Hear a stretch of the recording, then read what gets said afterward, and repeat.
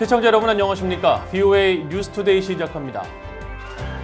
2년 전 잠적했던 조성길 이탈리아 주재 북한 대사 대리가 한국에 망명한 것으로 알려졌습니다.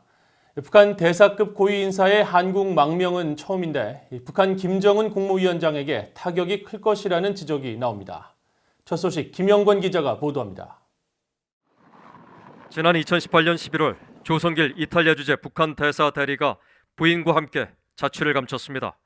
북한의 6차 핵실험을 이유로 이탈리아 정부가 북한 대사를 추방한 뒤 유럽 내 핵심 공간의 대사 역할을 했던 그는 아버지와 장인 모두 대사를 지낸 북한 엘리트 집안 출신이어서 북한 내 고급 정보를 많이 갖고 있을 것으로 추정되면서 국제사회는 큰 관심을 보였습니다. 한국 언론들은 6일 복수의 정보 관계자들과 여당 핵심 관계자를 인용해 조성길 전 이탈리아 주재 북한 대사 대리가 지난해 7월 한국에 망명한 것으로 확인됐다고 보도했습니다. 한국 국회 정보위원회 국민의힘 간사인 하태경 의원도 페이스북을 통해 조 전 대사 대리의 망명 사실을 확인하며 한국 당국이 그를 보호하고 있는 것으로 파악됐다고 밝혔고 한국 국정원은 구체적인 사실을 확인해 줄 수 없다는 반응을 보였습니다. 지난 1997년엔 이집트 주재 장승길 대사 부부의 미국 망명 사례가 있긴 했지만 북한의 대사급 고위 관리의 한국 망명은 이번이 처음인 것으로 알려졌습니다. 이 때문에 북한 정권과 김정은 위원장에게 상당한 타격이 될 것이란 분석이 나옵니다. 태양원단에 좀 큰 타격이 됐는데 조성길이까지 오게 되면은 일반 당국자까지도 탈북을 막으라 그러는데 외교관들이 오는 거는 큰 심리적 타격이죠, 김정은이한테. 앞으로 이제 철저히 단속하고 할 겁니다. 해외공관들 지시 내려가고. 북한 전직 외교관인 A씨는 그러면서 지금까지 한국에 망명한 북한의 외교관들은 북한 외무성 출신 6명 정도에 무역 관련 10여 명, 보위부와 서기실 등 각종 기관의 파견 인사 10여 명 등 대략 25명이 한국에 살고 있다고 말했습니다. 앞서 영국 주재 북한 공사로 활동하다 한국에 망명한 태영호 국민의힘 국회의원은 조 대사 대리 잠적 후 동료 탈북민 등과 함께 기자회견을 열어 한국 정부가 그의 가족의 안전과 한국행을 위해 적극 노력해 줄 것을 촉구했었습니다.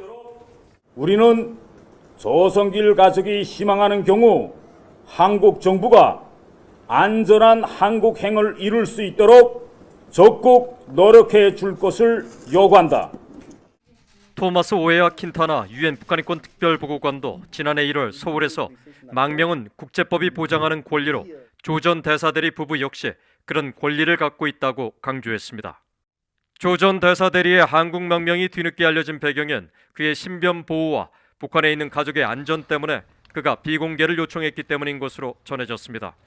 조 전 대사대리에 따른 당시 부모와 함께 탈출하지 못한 것으로 알려졌고 이탈리아 외교부는 지난해 2월 성명을 통해 조 전 대사대리 부부가 잠적한 지 나흘 만에 딸이 북한으로 돌아갔다는 통보를 북한 당국으로부터 받았다고 밝혀 파문이 일기도 했습니다. 북한 당국은 조 전 대사대리의 한국 망명에 대해 6일 현재 아무런 반응을 보이지 않고 있습니다. VOA 뉴스 김영권입니다. 중국이 북한 등과 함께 국제사회의 제재로 신종 코로나 바이러스 대응을 제대로 하지 못해 인권 침해를 받고 있다면서 제재 중단을 요구했습니다.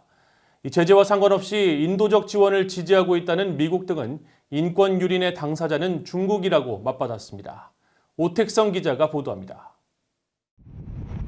제75차 유엔 총회의 분야별 위원회가 본격화된 가운데 인권 문제를 다루는 지난 5일 제3위원회에서 중국은 미국 등의 제재로 인권이 침해받고 있다고 주장했습니다. 장주엔 유엔 주재 중국 대사는 전체 토론에서 26개국을 대표해 제재로 인한 인권 침해 행위를 규탄하는 공동 성명을 발표했습니다. Unilateral coercive measures have undeniable impact on human rights as they impede the full realization of social and economic development and hinder the well-being of the population in the affected countries. 장주엔 대사는 특히 신종 코로나 바이러스 국면에서 제재로 인해 제대로 된 장비와 기술, 물품 등에 대한 접근이 어려워지고 있다고 주장했습니다. 중국이 대표로 발표한 공동 성명에는 북한을 비롯해 이란, 베네수엘라 등 대부분 미국 등으로부터 제재를 받고 있는 나라들이 서명을 했습니다. 이 같은 주장이 나온 바로 다음 날인 6일, 미국 등 서방국들은 인권 유린의 당사자는 바로 중국이라며 39개 나라 공동 명의로 중국의 인권 유린을 규탄하는 공동 성명을 발표했습니다. 이들은 독일이 대표로 발표한 공동 성명을 통해 신장 위구르 지역에서의 인권 침해 상황과 홍콩에 대한 중국의 탄압 등이야말로 인권 탄압이라면서 즉각 중단할 것을 촉구했습니다.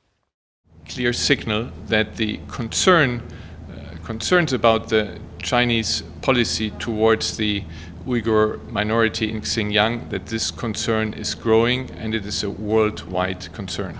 And with this signal, we combine our demand and request that China close the detention camps in Xinjiang. 미국 대표부는 중국 등이 제기한 제재 중단 요구에 대한 입장을 묻는 VOA에 직접적인 언급을 하는 대신 켈리 크래프트 대사가 미국 등이 공동으로 참여한 중국 규탄 공동 성명을 트위터에 공개한 사실을 알리며 우회적으로 중국을 비판했습니다. 북한의 제재 위반과 인권 유린 등을 지적하면서 국제 공조를 강조해온 켈리 크래프트 유엔 주재 미국 대사는 미국 정부가 인도주의 지원에 절대 제재를 가하고 있지 않다고 밝혔습니다. For those people who think that we are applying sanctions on humanitarian aid, absolutely we are not. And the president has made that very clear. The secretary has made that clear. And we will continue to offer our help in the form of medical supplies to countries that have really rogue leadership. 또 미국은 국무부 등의 입장 발표를 통해 미국과 유엔의 대북 제재는 북한의 인도주의 지원, 특히 신종 코로나 바이러스 관련 대응 지원을 막고 있지 않다는 점을 거듭 강조해오고 있습니다. VOA 뉴스 도택성입니다. 북한이 상당히 정교한 사이버 역량을 갖추고 있으며 미국의 시스템과 네트워크, 정보에 위협이 되고 있다고 미국 국토안보부가 밝혔습니다.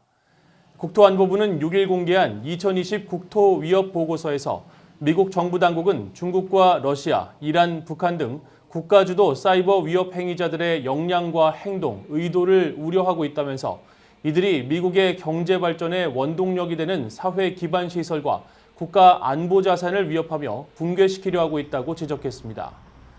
보고서는 러시아와 중국을 가장 위협적인 사이버 적대국으로 지목하면서 북한과 이란도 이들 못지않게 미국의 시스템과 네트워크, 정보에 위협이 되고 있다고 지적하고 북한의 사이버 능력이 정교하다고 평가했습니다. 보고서는 지금까지는 북한이 사이버 범죄를 통한 수익 창출에 국한된 활동을 보여왔다고 지적하면서 그러나 북한의 의도가 바뀌면 더 광범위한 첩보 활동을 하거나 파괴적인 공격으로 인프라를 위협할 수 있는 능력을 빠르게 구축할 수 있을 것이라고 우려했습니다. 하버드대 벨퍼 센터가 6일 미국 대선과 대북 정책 함의를 주제로 연 화상회의에서 워싱턴의 민간단체인 허드슨 연구소의 패트릭 크로닌 아시아 태평양 석좌는 북한이 자신의 한계와 새로운 미국 행정부의 협상 전략을 시험할 수 있다고 분석했습니다. 크로닌 석좌는 그러면서 미국의 새 행정부는 북한과 안정적인 외교 관계를 이끌기 위해 과하게 대응하지 않아야 한다고 주장했습니다. 마크 토콜라 한미경제연구소 부소장은 북한 경제는 제재를 완화한다고 하더라도 개선되기 어려워 보일 정도로 힘든 상황이라며 몽골과 인도, 유럽연합 등 다국적 대북 경제 프로젝트를 북한에 제안해 볼 수 있을 것이라고 말했습니다. 전문가들은 또 미북 관계를 정상화하는 데 있어 인권 문제는 반드시 해결돼야 한다며 북한의 핵과 인권 문제는 깊이 연계된 것이라고 강조했습니다. 북한이 최근 김정은 국무위원장 주재로 열린 노동당 정치국 회의에서 연말까지 80일 전투를 벌이기로 결정한 것은 대북 제재와 신종 코로나 바이러스 감염증 사태, 자연재해 등 3중고 속에 북한이 주민들의 노력 동원이라는 고육지책을 다시 꺼내든 것이라는 분석이 나왔습니다. 한국 정부 산하 국책연구기관인 통일연구원 조한범 박사는 당 창건 기념일에 보여줄 게 없는 상황에서 올해 안에 경제 목표를 달성하기는 어렵기 때문에 나머지 기간에 결국 비상 상황을 타개하기 위한 수해 복구나 위기 돌파로 비상체제를 가동하겠다는 것으로 분석했습니다. 김영석 전 한국통일부 차관은 검덕지구 피해 복구 등 여러 인프라와 철도, 도로, 에너지 분야 역량 확보가 필요한 상황에서 대북 제재가 계속된다면 여러 자재도 가져오기 어려운 만큼 화학공법 등 국산화를 위한 노력이 80일 전투의 핵심이 될 것이라고 예상했습니다. 또 북한이 당 창건 75주년을 맞아 핵과 미사일 등 전략무기를 총괄하는 리병철 당 중앙군사위원회 부위원장과 박정천 군 참모장에게 원수 칭호를 부여한 것은 미국과의 향후 협상이 불투명한 상황에서 전략적 군사도발 카드를 써야 할 경우를 고려해 군에 힘을 실어주려는 의도가 깔려 있다고 김진무 숙명여대 국제관계대학원 교수가 분석했습니다. 이상으로 VOA 뉴스투데이를 마칩니다. 시청해주신 여러분 고맙습니다.